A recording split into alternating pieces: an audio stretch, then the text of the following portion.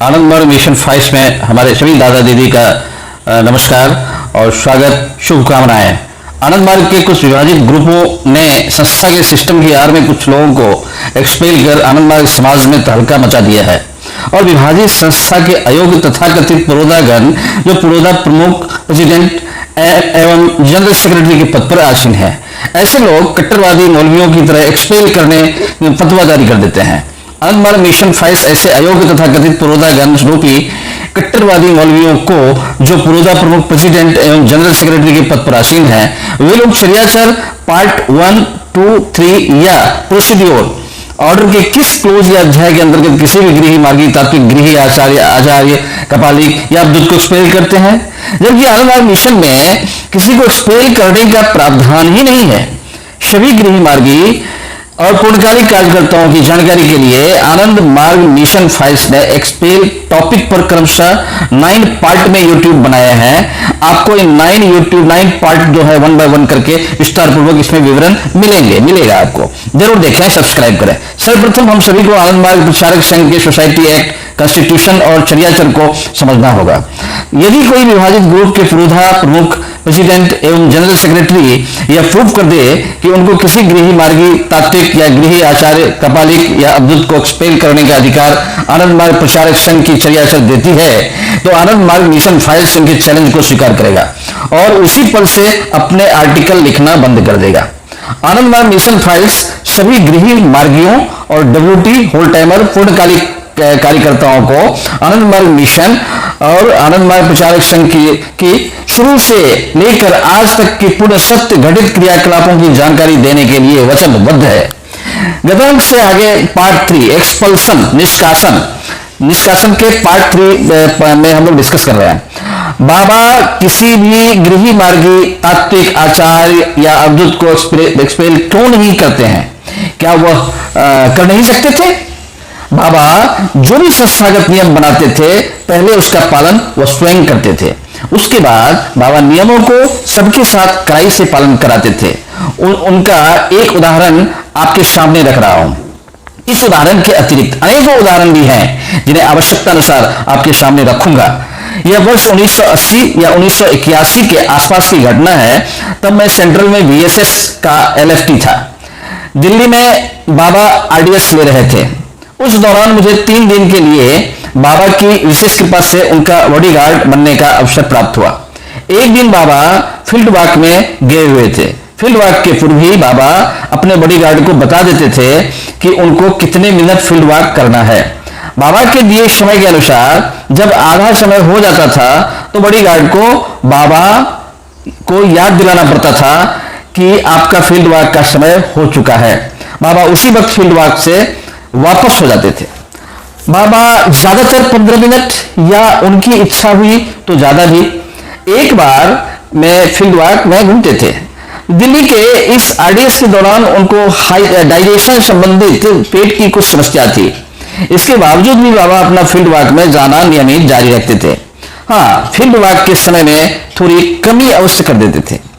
एक field walk के दौरान बाबा ने कार से उतरते हुए मुझसे कहा, मैं आज 7 मिनट ही टहलूंगा। उन्होंने टहलना शुरू किया और जब उनको घूमते हुए 3.5 मिनट हो गया तो मैंने कहा, बाबा आपका टाइम, घूमने का समय पूरा हो गया है। तो बाबा उसी वक्त वापस हो गए। जब वह कार तक पहुंचे तो उन्होंने मुझसे कहा कि गार्जियन साहब, मैं 5 मिनट और घूमने की परमिशन चाहता हूं। तो मैंने कहा, ठीक है बाबा। इसके बाद उन्होंने कार के आसपास ही घूमना शुरू कर दिया। जब फिर 2.5 मिनट का समय हो गया तो मैंने फिर बाबा से कहा, बाबा आपका घूमने का समय पूरा हो गया है। और बाबा तुरंत ही उस जगह से वापस हो गए। जब वह अपनी कार के पास आ गए तो साथ में 3-4 मार्गी भी थे। बाबा उनसे वहां पर खड़े होकर बात करने लगे। थोड़े समय के बाद मैंने बाबा से एक प्रश्न पूछ लिया जो मुझे उनका बॉडीगार्ड होने के नाते नहीं पूछना चाहिए था। क्योंकि मैं नया मार्गी बना था और नन मार्गी परिवार से था, इसलिए मैं उस समय तक संस्था के अनुशासन को ठीक तरह से समझता भी नहीं था। फिर भी मैंने बाबा से पूछ लिया कि बाबा आप संस्था के हेड हैं और VSS के भी सुप्रीमो हैं, फिर आपने मुझसे घूमने के समय को बढ़ाने की परमिशन क्यों मांगी? आप तो मुझे आदेश भी दे सकते थे कि आप 5 मिनट और घूमेंगे?